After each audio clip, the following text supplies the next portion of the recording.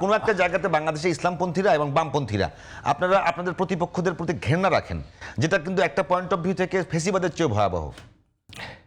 আমি সেখানে আসছি। দেখুন, তেজগাঁতে আমার মনে পড়ে না প্রোগ্রাম করছি আমি। এমনি আমাদের মিটফোর্ডে হামলার পরে জামাত ইসলামী বিক্ষোভ দেশব্যাপী করেছি। আমার মনে পড়ে সেই বিক্ষোভে আমিও ছিলাম।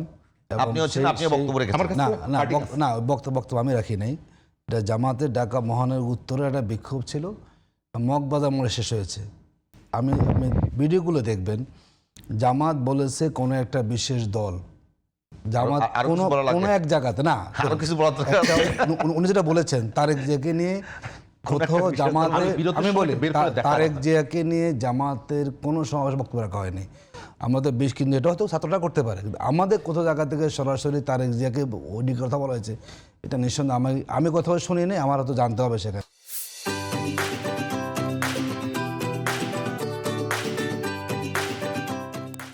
না, উনি বলছে কি, আমি বলি যে ওই ঘটনার পরপরই ঢাকা বিশ্ববিদ্যালয়ে যে মিছিলটা হয়েছে সেখানে তারেক জিয়াকে অসম্মান করে স্লোগান দেওয়া হয়েছে, সেখানে স্টুডেন্টরা দিয়েছে মিছিল করে, সেটা সমর্থনে পুরো একটি দলকে, মানে একটা অন্যায়কে, আমি বলি অন্যায় বাংলাদেশে। আপনি সেখানে ঘটনা কি অসত্য হয়েছে সেখানে সত্যি হয়েছে, এবং সেখানে ঘটনা হয়তো তার দল সিদ্ধান্ত দেয় নাই, কিন্তু সেখানে যে দখলবাজি তাতে কোনো সন্দেহ নাই, এবং এইভাবে মানুষকে মারা এটা নিঃসন্দেহে কোনো স্বার্থ সেখানে ছিল। যদি এখানে আপনাকে আতিক ভাই একটু আপনাকে যদি আপনি যদি অ্যালাউ করেন প্রশ্ন করি, আপনি যদি বলেন যে একটা জায়গায় একটা নৃশংসভাবে নিজের দলের দুইজনই বিএনপির বা দুইজনই জামাতের তারা স্বার্থগত বিষয় নিয়ে নৃশংসভাবে একজনকে খুন করলো, সেটার দায় যদি পুরো দলকে দেন, হ্যাঁ আমি মানছি যে দলকে দিতে পারেন, কারণ আপনি যদি বলতে পারেন এই দলের পুরো টেন্ডেন্সি এইরকম বলতে পারেন আপনি, সে অনুযায়ী আপনি ওই দলকে দায় দিতে পারেন। সেই ক্ষেত্রে আমি যদি বলি যে শুধুমাত্র ইসলামপন্থী না হওয়ার কারণে এর বাইরে যারা আছে তাদের প্রত্যেকের উপরে আপনাদের যে একটা ঘৃণাবোধ আছে সেটাকে অস্বীকার করবেন? সেটা কোথায় বলুন না, আমরা কোথায় ঘৃণাবোধ দেখিয়েছি? হ্যাঁ, দেখুন, আমাদের একটা আদর্শ আমরা লালন করি, ইসলামটা আমাদের। বামপন্থীরা, আমি শেষ করি, বামপন্থীরা বামদের আদর্শ, আমাদের দ্বন্দ্বটা আদর্শিক দ্বন্দ্ব, এটা বলি আমরা। ওনারা ওনাদের কাছে বামটাকে পজিটিভ মনে করেন, আমরা ইসলামটাকে আমাদের মনে করি আমাদের জন্য এটা মুক্তির একটা কারণ। এর বাহিরে আমরা ব্যক্তি বিদ্বেষ, ব্যক্তি ঘৃণা, এটি তো হয়তো কোথাও আমরা আসতে পারে মিডিয়াতে, যেহেতু আমি জামাত ইসলামী দীর্ঘ সময় ধরে এগুলি ছাত্র শিবির আমি করে এসেছি, এটি কোথাও কোনো পর্যায়ে চর্চা আমরা করি না। আমরা মনে করি অন্যায়কে আপনি ন্যায় দিয়ে মোকাবেলা। আপনারা বিতর্ক করছে না আপনাদের, আমি আবারও বলতেছি কি, যে কোনো কিছুতে একটা মানুষ লালন করে, তো আমি বলি যে পুরো 17 বছর আমরা দেখেছি কি, আমি আবারও বলি 17 দেখেছি যে আওয়ামী লীগ না করলে তাদেরকে মনে করা হতো যে এরা স্বাধীনতা বিরোধী অপশক্তি, এরা বেসিক্যালি পাকিস্তানি, এদেরকে খুন করলেও কিছু হবে না, এদেরকে গুম করলেও কিছু হবে না, এদের মিছিলে গুলি করা যায়, ঠিক আছে, এদেরকে যা ইচ্ছা তাই করা যায়।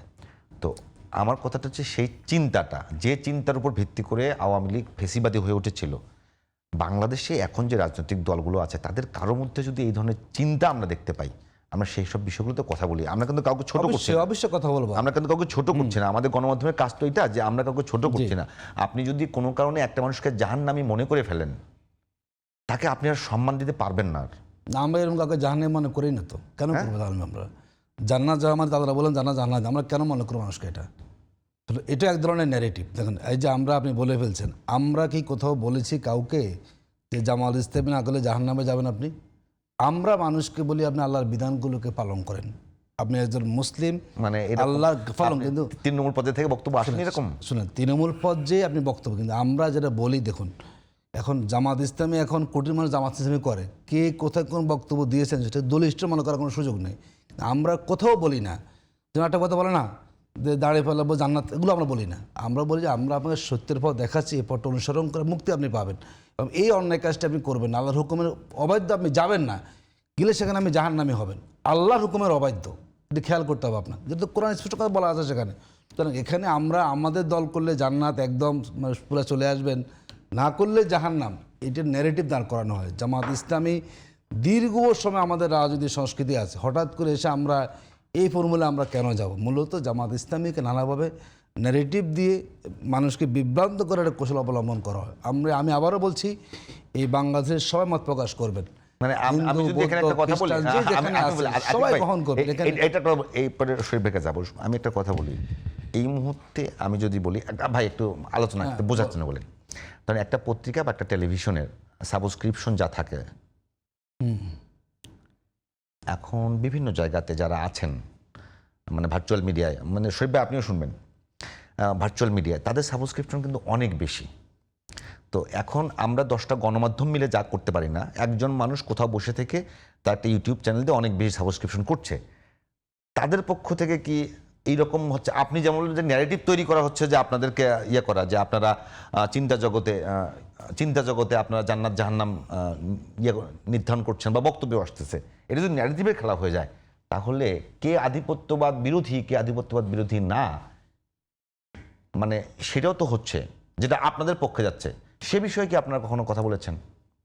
দেখুন, আমরা এখানে বিভিন্ন বাংলাদেশের তো এখন আমরা প্রভাবিত হই, দেশের বাইরে বিভিন্ন মানুষ তারা কনসার্ন রেজ করেন বিভিন্ন ব্যাপারে।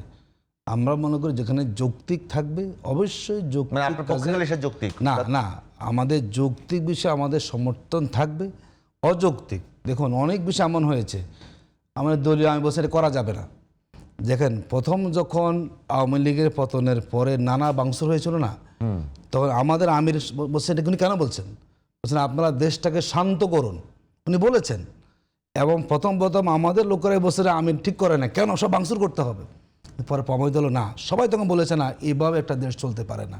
মানে আপনি যার দ্বারাই হোক যদি আপনি এমন কোনো কাজ করেন যেই কাজ আমার দেশের স্বার্থের পরিপন্থী, মানুষের অকল্যাণ হয়, নিঃসন্দেহে সেই জায়গাতে আমরা অবশ্যই বাধা দিব। এবং সেখানে দলীয় অবস্থান হচ্ছে কোনো অন্যায়কে আমরা কখনো প্রশ্রয় দেওয়ার আমরা মানসিকতা পোষণ করি। অন্যায় আমার দ্বারা হন আর বাহিরের কারো দ্বারা হন, যারই হন, দেশের অকল্যাণে কোনো কাজ হবে এই কাজটাকে আমরা কখনো সাপোর্ট করতে পারি না। কারণ দেশের সম্পদ তো আমার, সেই সম্পদকে আপনি ভাঙবেন, লুটপাট করবেন যে কোনো ইস্যুতে, এটাকে কখনো জামাত ইসলামী দলগতভাবে আমরা কখনো সমর্থন করি না। আমি আবারও বলছি, দেখুন অনেক বিষয় আমি যে আপনাকে বলি, দেখুন আমরা যখন মিছিল করতাম আওয়ামী লীগের আমলে, আমি তখন ছাত্র শিবিরের সেন্ট্রাল কমিটিতে ছিলাম, যেই মিছিল খুব শান্তিপূর্ণ হতো সেই মিছিল কিন্তু কোনো নিউজ কেউ কভার করতো না।